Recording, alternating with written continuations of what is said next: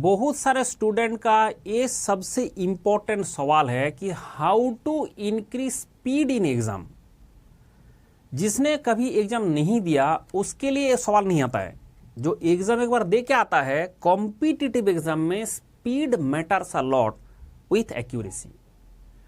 आप स्पीड बढ़ाते चले और एक्यूरेसी घटता गया तब भी आप फेल हो जाओगे। अगर आपने स्पीड लो कर दिया, आपका एक्यूरेसी ज्यादा है, तब भी आप फेल हो जाओगे। स्पीड एंड एक्यूरेसी दोनों इकट्ठा कैसे बढ़ाए? अब इसके लिए अगर मैंने बोलता हूं कि भाई तुमको एक मैं एक्सीलरेटर दे दूंगा, कार की तरह, बाइक की तरह स्पीड बढ़ा लो, ऐसा नहीं होता है। लेकिन उसी को हम सीखते हैं जिसका नाम होता है सेंटिनेंट। ह्यूमन होता है सेंटिनेंट। इसका मतलब होता है जो काम वो बार बार करता रहता है वो काम और परफेक्शन की तरफ चलता रहता है। जैसे आपने साइकिल चलाना सीखा, आपने बाइक चलाना सीखा, आपने कार चलाना सीखा। जिस टाइम में आप शुरू में सीख रहे थे कि आपका स्पीड हमेशा कम रहता है, एक्यूरेसी में आप ज़्यादा फोकस करते हो, लेकिन कुछ दिन बाद आप जितना ये प्रैक्टिस करते रहते हो, ऑटोमेटिकली आपको फिर बाद में आप प्रैक्टिस नहीं सोचते हो। आप सोचते हो मैं साइकिल चला रहा हूं, मैं बाइक चला रहा हूं। क्या आपका एक्यूरेसी बढ़ता रहता है स्पीड के साथ साथ?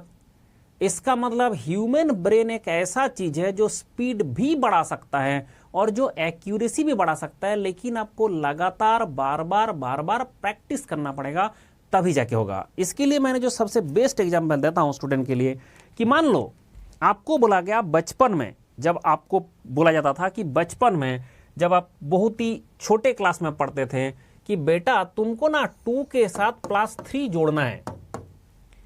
अब अभी अगर आपको मैं बताता हूं 2 के साथ 3 आपको जोड़ना है, कितना टाइम लगाओगे? सर इसको हमने 5 लिखने में, 5 समझने में, 5 सोचने में मुझे 1 नैनो सेकेंड भी नहीं लगा।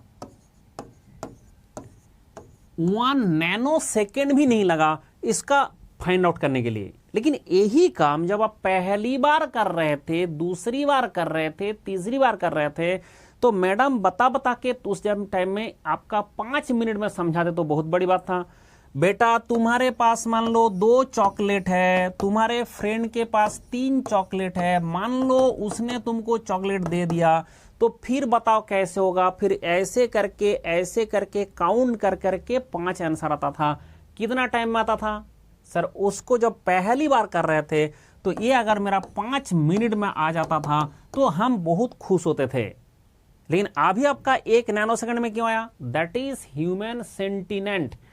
ह्यूमन जो ब्रेन है उसमें जो काम आप करते रहते हो, बार बार करते रहते हो, वो ऑटोमेटिकली इंप्रूव होता रहता है। तो इसके मतलब क्या है कि आपको एक्यूरेसी बढ़ाने के लिए क्या करना पड़ेगा? प्रैक्टिस। अब क्या होता है, कुछ बच्चे घर में लगता है कि मैं जब प्रैक्टिस कर रहा हूं, कैलकुलेशन मैं नहीं करूंगा, ये नहीं करूंगा। देखो एग्जाम सेंटर का प्रेशर से आप जो घर में करते हो उसका आदत छूटेगा नहीं। इसलिए जब भी आप लिखे, जब भी कुछ क्वेश्चन सॉल्व करें, एग्जैक्टली एग्जाम सेंटर में जैसे करना होगा घर में भी ऐसे ही करें। ज्यादा बच्चे क्वेश्चन पढ़ता ही नहीं है, ढंग से पढ़ता ही नहीं है, लग जाता है। एग्जामिनर का दिल कारना क्या है वो सोचता ही नहीं है, लग जाता है।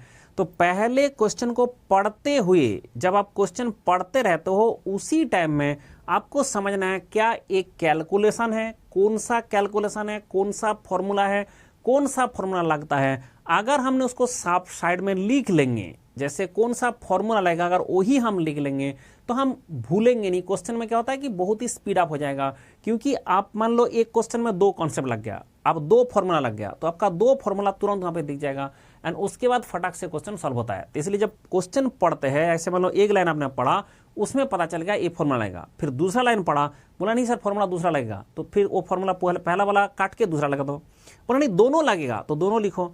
तो इससे क्या होगा, आपका जो एक्यूरेसी है उसमें ज्यादा फोकस हो जाएगा, ज्यादा एक्यूरेसी बढ़ जाएगा एंड स्पीड तो बढ़ ही रहा है, क्योंकि आप बाद में सारा क्वेश्चन को इकट्ठा सोचने से है कि पार्ट में सोचे तो आपका जल्दी से जल्दी वो दिमाग में आता रहता है। लेकिन सबसे इंपॉर्टेंट बात, जो बंदा भर भर के टेस्ट देता है उसी का स्पीड इंक्रीज होता है। ये सत्य है, यूनिवर्सल ट्रूथ है। और जब आप टेस्ट देते हो और जब आप घर में भी खुद से प्रैक्टिस करते हो, उतना ही लिखे, उतना ही करे जो एग्जाम सेंटर में करना होता है। तो आपका जो घर का आदत है कि मैं घर में फालतू तरीका से करता हूं, एग्जाम सेंटर में अच्छा तरीका से करूंगा, ऐसा कभी नहीं होगा। एग्जाम सेंटर में उससे खराब होगा।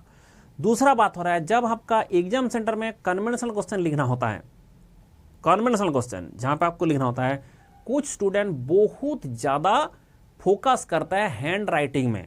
मेरा हैंड राइटिंग देखा होगा, एवरीथिंग जो कुछ भी मैं लिखता हूं सबको समझ में आता है। क्यों? मैंने सारा चीज अलग करके लिखता हूं, क्लियर कट लिखता हूं। उससे क्या होता है कि मैंने, और मेरा कार्ब नहीं है, किसी में कार्ब नहीं लगाया। जिंदगी में एक चीज मुझे बहुत खुशियां दे दिया, क्योंकि मैंने ज्यादा कार्ब नहीं लगाता हूं।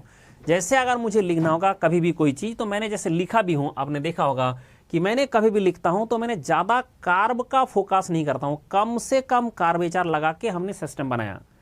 उससे क्या होता है ना, उससे कम टाइम में आप लिख सकते हैं।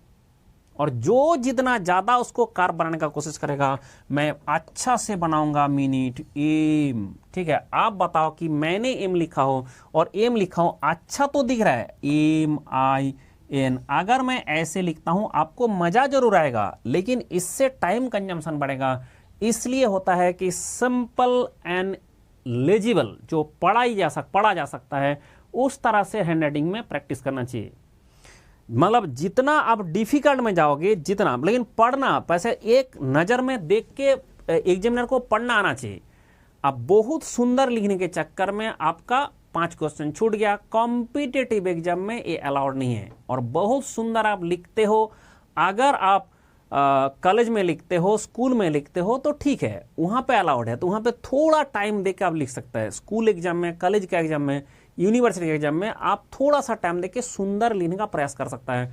लेकिन कॉम्पिटिटिव एग्जाम में सिर्फ एंड सिर्फ आपका कार्ब कम करना है, एंड उतना सुंदर बात लिखने का जरूरत नहीं है। वहां पे सिर्फ आपको पढ़ सकता है एग्जामिनर, इस तरह से लिखना है, सो दैट आपका टाइम कम से कम लगे। ध्यान रखे, कॉम्पिटिटिव एग्जाम में जो हारता है वो बहुत ज्यादा मार्क्स से नहीं हारता है। जैसे एक जगह में रेस हो रहा है और उसमें 10 लोगों ने पार्टिसिपेट किया। अब वो जो 10 लोगों ने पार्टिसिपेट किया, आपको ये नहीं होना है कि मुझे उसका क्या करना है ना, बाकी 9 से आगे बढ़ना है, तभी नहीं जाएगा आपका 10 नंबर, तभी ना। मतलब आप कोई ऐसा चीज जानते हो जो आपका उस 9 लोगों से आगे बढ़ा सकता है, कोई ऐसा टेक्निक जानते हो जिससे आपका टाइम कम लगता है। अब होता है बच्चे का कैलकुलेशन मिस्टेक, भर भर के करता है कैलकुलेशन मिस्टेक। क्यों ना? एक्चुअल कैलकुलेटर में प्रैक्टिस ना करना।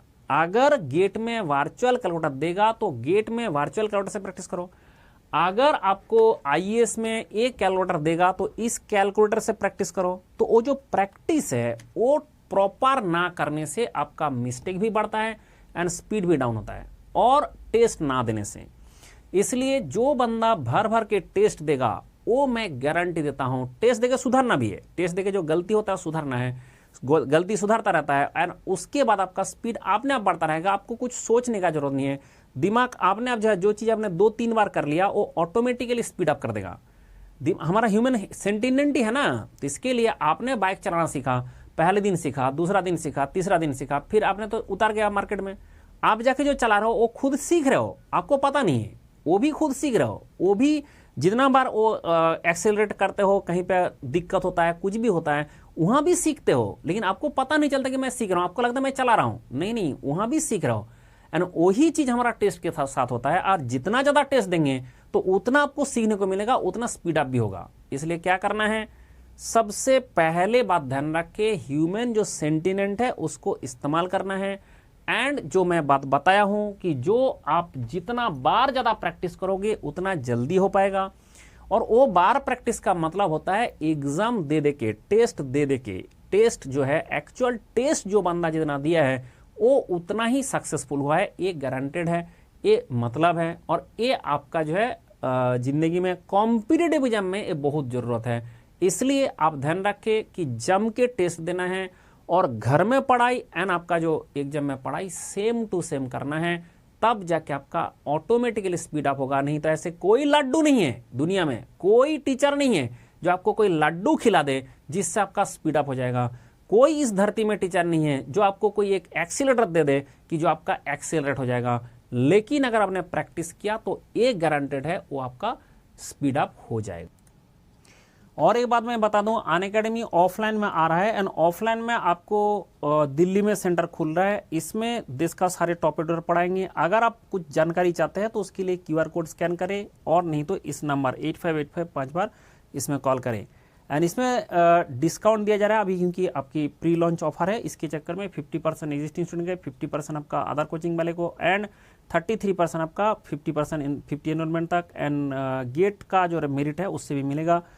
एंड ये डिटेल जानना चाहता हो तो QR कोड से देखिए। ये आपका अभी हुआ है स्कॉलरशिप टेस्ट, वो तो आपका मिस हो गया, कोई बात नहीं। एंड ये जो ध्यान रखे कि यहाँ पे जो ऑफर है बहुत ही कम पैसे में यहाँ पे ऑफर दिया जा रहा है। उड़ान एंड बुनियाद बैच है जिसमें खुश रहो कोड को यूज़ करने से आपको मैक्सिमम डिस्काउंट मिलेगा। एंड 28 जो है फरवरी को ये होने वाला है। 28 फरवरी को जो बैच शुरू हो रहा है उसमें मैं भी पढ़ाऊंगा एंड बाकी लोग भी पढ़ा रहे हैं। खुश रहो कोड से मैक्सिमम डिस्काउंट आपको मिलता है। बुनियाद बैच 2025 के लिए है। Even if mathematics and aptitude का भी कोर्स आ चुका है। तो मतलब there is a lot of offer and opportunities for you. And इसमें जो आपका प्राइस हाइक होने वाला है, उसके बाद उसके केस में जब प्राइस हाइक होगा उसको उसके पहले आपको जो है ये डिस्काउंट मिलने वाला है, ठीक है। तो इसके कारण अभी अगर आप देखेंगे तो यहाँ पे जो डिस्काउंट आ रहा है वो आपका बहुत ही ज़्यादा डिस्काउंट आ रहा है। 52,000 में आपको इसका 2 साल का मिल जा रहा है। एंड अगर आप देखें तो 60,000 में मिल जा रहा है। तो 20% अभी ऑफर चल रहा है, तो इसलिए 20% ऑफर का लाभ उठाए। खुश रहो कोड को इस्तेमाल करें एंड अभी ज्वाइन करें। इसका टॉप एडुकेटर से मिलने का एंड पढ़ने का मौका